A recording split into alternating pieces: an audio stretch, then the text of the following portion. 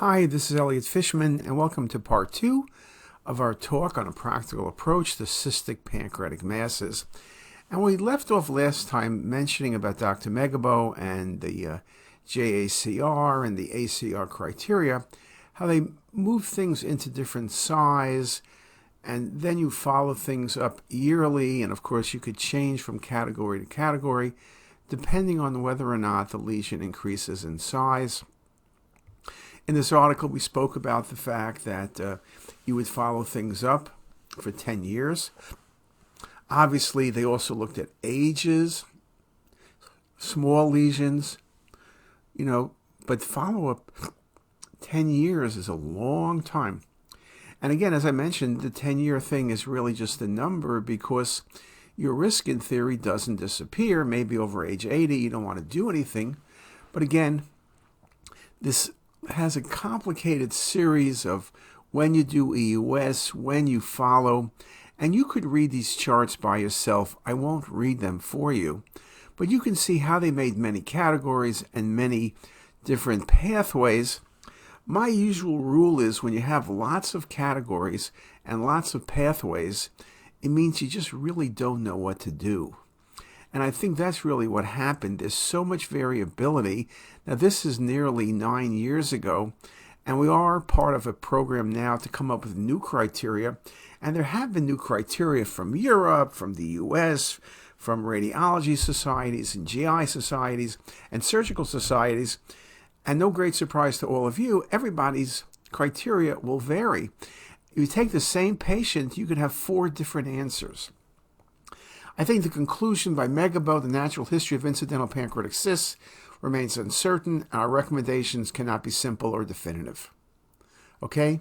Since 2010, several multi-institutional and specialty societies, consensus papers, meta-analysis, and large-scale observational studies have appeared, but the quality of evidence is poor or inconclusive, and conclusions remain controversial. That is very, very honest. Now, we do find, I mentioned that institutions do different things, different institutions do it different ways, but a multidisciplinary conference can be very helpful where everybody's together trying to come up with the same management, which is often challenging. And from our work, you can see that our multidisciplinary conference changed the management of a third of the patients that we evaluated. Okay, sometimes more aggressive, sometimes less aggressive. But again, you can see that there's such variability in how patients should be managed. Now, I think all of us are working hard on trying to figure out with AI, with deep learning, with LLMs, can we come up with a better way of being able to triage patients so that we can be much more scientific and really understand, and this article by JAMA makes that point, that hopefully we can furthermore start selecting subgroups of patients with limited life expectancy due to age or comorbidities to be considered for surveillance discontinuation, and also how do we pick up the ones that we do follow. Well, there was a good article published, this was by Anne-Marie Lennon, Bert Vogelstein, and the group, where there was multiple sites looking at roughly 840 patients who had cystic pancreatic lesions that all went to surgery. These were all from very important institutions, and it ended up that only 40% of the patients who went to surgery really needed surgery. So 60% of the patients had significant surgeries where they really didn't need surgery. This work by Bert Vogelstein and Anne-Marie Lennon was able to, and called ComCys, was able to look carefully at this group and come up using some early AI work in how to manage the patients better. And what they were able to do was be accurate 60% of the time. 60% of the time is not great, but 40 to 60 is really indeed very impressive. Well, now you fast forward several years, and this is the work we did with Microsoft. We took the exact same data. We did not change any of the data. We did not reinterpret the data. We did not add to the data. We did not subtract from the data. We simply looked at the data and analyzed with new AI techniques. Explainable boosting machines was developed by Microsoft, People talk about black boxes, EBMs, which have been used for many things, from heart disease to breast cancer and the like, is basically a transparent model. And it allows you to look at how the computer makes decisions. Well, the results, when we looked at the same cases, was significant. The accuracy was better than 90%, not 40, not 60, 90. You would have avoided 92 surgeries, 59% reduction. You would have discharged correctly additional patients. You would have sent patients to surgery that needed surgery. So again, we improved everything. 24 points more accuracy in surgery, which is the most critical thing. And again, avoiding unnecessary surgeries. This is very exciting. We are doing more work on this. We're doing it now, Anne-Marie Lennes at University of Pittsburgh, UPMC, and we're working with them and Microsoft to see how good our data is and our programs in another population. And so it's very important. In this article, the use of EBM could have changed the management of at least 25% of cases. So you can see we have lots of opportunity. We can't be doing things the same way and expect better results, right? Is it 2 cm, 3 cm, 2.5, get a follow-up, get this, get that. We need more science in the program. And by looking at the imaging as well as the lab values and the patient history, putting everything together, we decrease unnecessary surgeries, increase the number of correct surgeries, better identify patients who truly require monitoring, and increase the number of patients correctly classified as being safe to discharge. Very, very exciting possibilities. So these EBM models had greater sensitivity and specificity for identifying the correct management compared with either clinical management or previous AI models. So again, we're working hard on this, seeing how much better we can do. Okay, that's very exciting. But what else do we do? What are we doing today? What am I doing today? We talked about cystic lesions. I mentioned CTisus. We discussed the IPMNs. Let's talk about other cystic lesions. The classic ones we talk about: serous cystadenoma, wide variety of appearances, but they're benign. Mucinous cystic neoplasm, 45-year-old female, body of the pancreas, cystic lesion, septations, always considered malignant, typically resected. Neuroendocrine tumors, most are hypervascular, easy to diagnose, often incidental, but there are cystic neuroendocrine tumors, which can be difficult to separate from other cystic tumors, and SPEN tumors, solid and pseudopapillary neoplasms, which occur in teenagers or 20-ish-year-old women. Again, they can have a range of appearances. We'll look at some of them, but the demographics usually is what helps you out a lot. So when we think about cystic lesions, detection, identification, and management, we need to be excellent at all of these. AI can help us with detection of small lesions and perhaps quantify the lesions better in terms of duct and in terms of management. So we're looking at that. And this talk is not on AI, so I'm going to stay away from the AI components, but really focus on the imaging. So what do we need to do? Well, one thing is most patients get their lesion detected on CT. Follow-up will often be MR, but the detection is on CT. So we need to optimize CT protocols. Dual-phase imaging is ideal, though most small cysts you probably see as well or better on the venous phase. You need thin section CT. We use 3 millimeters and 0.75. Ideally, 1 millimeter or less is what people will say. And the importance of axial and multiplanar views, particularly coronal and curved planar coronal, but also, as we'll show you, cinematic rendering can indeed be very valuable. When we look at the lesion, what do I think about? I look at size, and we've discussed that in detail, why size is so important. I look at location. Again, MCNs are more common in the body, serous in the tail. Presence of calcification. Calcification can occur in all those lesions. Central course calcification, classic for serous. Peripheral ring calcification, more common in SPEN. So it will vary, but many of them kind of overlap a little bit, and we'll speak about that. And we look at lesion enhancement. For example, neuroendocrine tumors are typically very vascular, but certain serous tumors can be very vascular, the solid serous tumor, and look identical to a neuroendocrine tumor. So when I think about the lesion, which ones do I find that need no follow-up? Which ones need more information, perhaps MR imaging? Which ones need a 6 or a 12-month follow-up? Who needs an EUS with tissue sampling? I might think something's a serous cystadenoma, and I know it is 100%. If you want to be certain, you could do EUS with fluid sampling, VHL marker. It's 100% serous.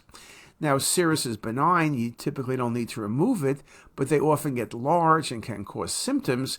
So you might remove it not because you're afraid of malignancy, but because of the patient's symptoms. So again, we need to be able to really get involved every single step of the way. Patient's age, I meant in SPEN, is 20-ish. MCN, 40-ish. Serous, 70-ish. The SPEN and MCNs are more common in women. Clinical presentation could be just size in the serous, but also, as I mentioned, unexplained IPMNs or incidental IPMNs in a patient with symptoms is going to end up, in all likelihood, with surgery. Of course, we look at extrapancreatic findings. Obviously, you look at the liver, you look at the nodes, you look at the vessels in the area. All of those things become very important. So let's take a look at serous cystadenoma. They're quite common. They're benign lesions, and they affect typically women in their 50s and 60s or 70s. It's called the grandmother tumor. Remember I said MCNs in the 40s. Variable location, description, microcystic, where you see multiple small cysts, most common, then macrocystic, mixed lesions, and of course honeycombing pattern, and a pure cystic pattern are all possibilities. Typically, serous do not communicate with the pancreatic duct, but they can obstruct the pancreatic duct. So you want to be very careful, because sometimes people would say, well, there's a duct involved, it's dilated, it can't be a serous. That's not going to be true. So again, we talk about sampling. If you sample these lesions, they contain glycogen, but no mucin. I mentioned VHL marker is positive in 98% of cases. And again, multiple septations, central scar, calcification, classically centrally, but calcifications can also be in the periphery, so it's not always going to be perfect. We talk about polycystic, honeycomb, oligocystic, with the polycystic being the most common. And again, that's the one more commonly to have that central calcification. And we are writing a paper now. We've collected hundreds of cases with calcification and trying to see how well calcification and its appearance can help us reach the right answer. We talk about the honeycomb pattern with multiple under 1 cm cysts, with the cyst perhaps better seen on the venous phase imaging. And oligocystic, again, it's rare. That could just look like an MCN. It could look like a pseudocyst. It can be confused with an MCN. Probably that's the biggest challenge. The oligocystic probably are the ones that least frequently will have calcification. So what about classic? Serous cystadenomas can be very large, and you can see the coarse calcification, the large cystic spaces, the mass effect on the stomach. On the coronal view, you see the scalloping, central coarse calcification, some other calcifications present as well, large mass effect. You do not see a dilated pancreatic duct. Here's another case, very similar, but it's in the head of the pancreas. Septations, a little bit of coarse thickening, very faint calcification on these images. But again, when you look at it, you can see the polycystic nature of the lesion. Very, very similar and very large. This patient had symptoms because of mass effect on the stomach, on the duodenum. So these will be resected not because of concern for malignancy, but because the patient has symptoms. Cinematic rendering shows this case much better in terms of the septations. Cinematic rendering is really good for looking at septations and nodularity, and I think is very helpful in analyzing these cases. Here's another serous cystadenoma, same location, cystic but much coarser calcifications. But again, the calcifications are central, and I don't think I have a differential diagnosis. This would not be an MCN. The calcifications don't look like it. You could mention a SPEN tumor if the patient was 20, but I don't like it for SPEN. SPEN has peripheral calcification. This is a serous, and this is not a neuroendocrine tumor. Here it is again on the coronal, and you could see because of mass effect, it's scalloping the portal vein, it's compressing the portal vein, and there are collaterals. So you can see vascular involvement, displacement of arterial structures, compression of venous structures like portal vein because of the mass effect. Here's another one, large septation, cystic, punctate calcifications. Looked identical to the other ones, but it's in the tail of the pancreas. And here it is very nicely shown to you on the coronal view.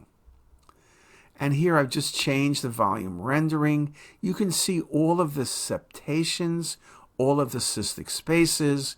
You can see the faint calcifications as well. And another example. Here, large mass effect on the stomach, 12 centimeters, multiple septations, faint calcifications, no dilated ducts, be it pancreatic duct or common duct, classic for serous cystadenoma. Now, what you have often when you have lesions by the head of the pancreas, you have the vessel being draped. The GDA is draped around the vessel. It's not invaded, it's simply stretched. And that actually has a term. It's the stretched vessel sign, basically, and it's not uncommon in patients with serous cystadenomas. It's also one of the signs that are described. So again, people at times will say, oh, there's arterial involvement, quote unquote, or there's venous involvement. I better think of malignancy. Benign lesions like serous cystadenomas will have those features. And that circumvascular sign is really classic. Big cystic lesions, septations, maybe calcifications, stretched vessel, typically GDA, the circumvascular sign, really nicely seen. Now, I mentioned that serous cystadenomas can overlap with mucinous tumors, and if they're small, with IPMNs, but a lot of that's in theory. Central calcification, multiple septations, circumvascular sign, home run, that's a serous cystadenoma. Yes, you could think about other things, but when you reach the diagnosis and you give your final report, it's a serous cystadenoma. Now, there are other patterns of serous cystadenomas, but I think I've probably gone on for a bit long.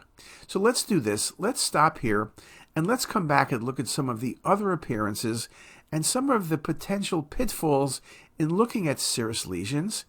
And let's say we'll take 10 minutes, and we'll come back and discuss it. See you then.